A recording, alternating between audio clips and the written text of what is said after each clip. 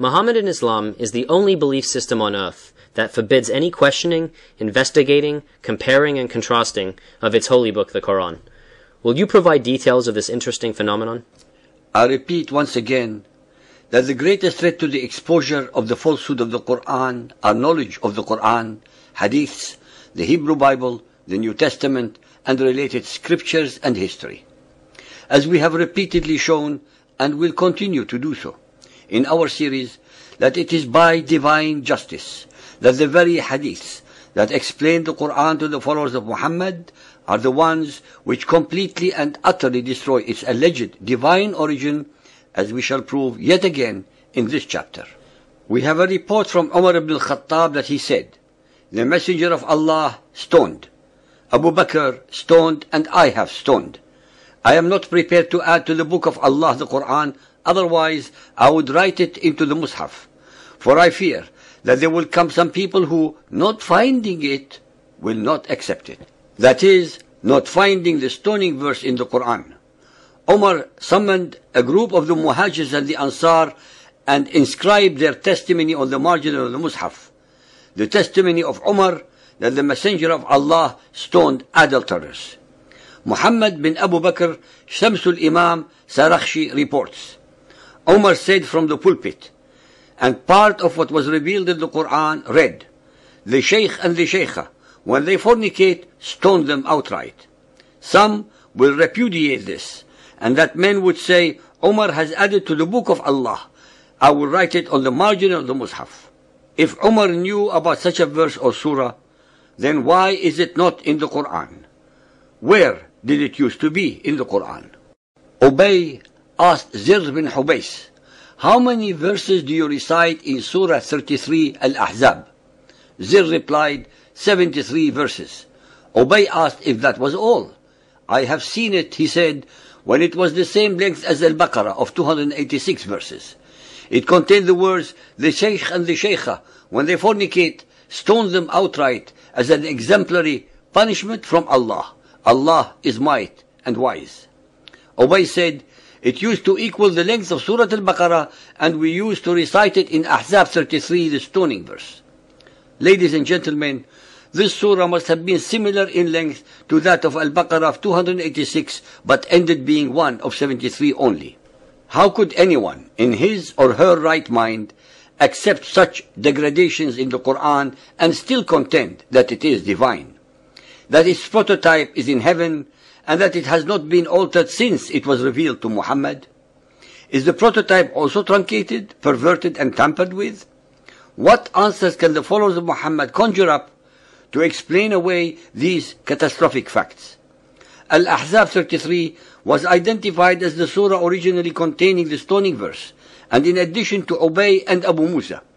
Aisha reports that Ahzab used to be recited in the lifetime of the Prophet as having 200 verses, but when Uthman wrote out the Mus'hafs, all they could find was its present length. Aisha explains how the wording came to be omitted from the Mus'haf. The stoning verse and another verse were revealed and recorded on a sheet, Sahifa, which was placed for safekeeping under her bedding. When the Prophet fell ill and the household were preoccupied with nursing him, a domestic animal got in from the yard and gobbled up the sheet. Ibn Abbas said, had Ibn Adam possessed 2 wadis of pelf, he would have desired a third.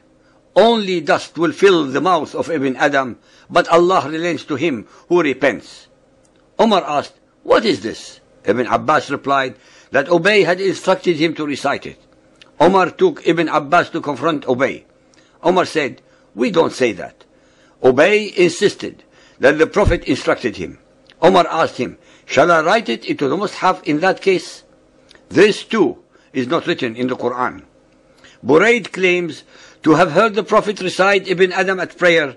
The ayah was in Surah Yusuf, number 12. Ubay said, "Yes, this was before the copying of the Uthman Mus'hafs, on the basis of which the practice now rests." Zuhri reports, "We have heard that many Quran passages were revealed, but those who had memorized them fell in the battle of Yamama fighting. Those passages had not been written down, and following the deaths of those who knew them were no longer known. Nor had Abu Bakr nor Umar, nor Uthman as yet collected the text of the Quran. Those lost passages were not to be found with anyone after the deaths of those who had memorized them.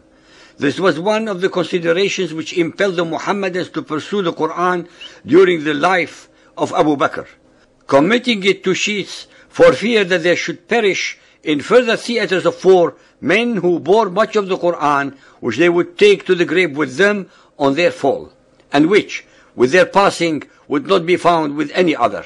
There is no doubt that this verse was removed from the Quran because it alleged that those who died met with Allah, which is contrary to the Muhammadan doctrine that no human can meet face to face with Allah. The extreme Shia, the Rafidis, allege that the impious rulers of Muhammadan Islam had expunged from the Mus'haf some 500 verses, including those which most unambiguously marked out Ali as the appointed successor to the Prophet. The rebels against Uthman, justifying their revolt, enumerated amongst their grievances their resentment at his having expunged the Mus'hafs.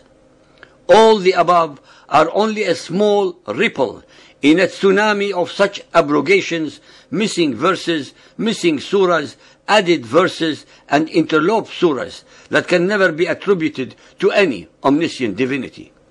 Contrary to all the allegations and dogma of the followers of Muhammad, the Quran that we have today is not the same that was allegedly revealed to Muhammad, but has been repeatedly and deliberately tampered with to fulfill sectarian agendas. What is extremely relevant to point out is that the ahadith and traditions were written by Muhammad's contemporaries and companions in Arabic, and are the ones that are making these assertions, and not some outsiders or enemies to the faith of Muhammadan Islam.